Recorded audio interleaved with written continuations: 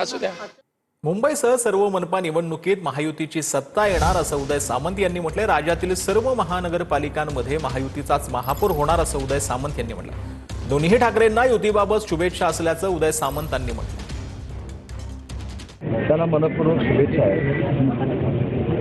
अनेक वेळा मी सांगितलं ही आणि युती झाली ही काय भाजप आणि शिवसेनेला नवीन आहे असं मानतो।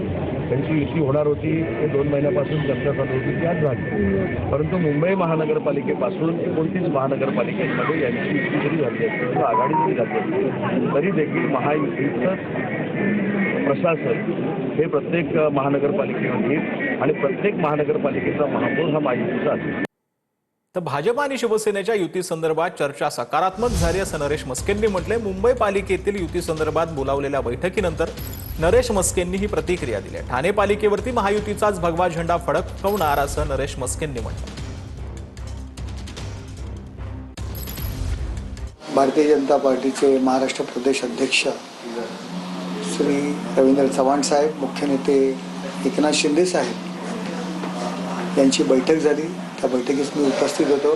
खासदार डॉक्टर श्रीकांत शिंदे, माजी खासदार राहुल शेवाळे आम्ही सर्वजण त्या मीटिंगला उपस्थित होतो। मुंबई आणि MMR हद्दीतील महानगरपालिका आणि त्यांची युती जागा वाटप या संदर्भात साधक बाधक चर्चा झाली आणि पॉझिटिव्ह चर्चा त्या ठिकाणी झाली। महानगरपालिकेवरती तर आमचाच झेंडा आहे, महायुतीचाच झेंडा आहे। या ठिकाणी दुसरा कोणाचाही महाविकास आघाडीचा झेंडा नाही आहे।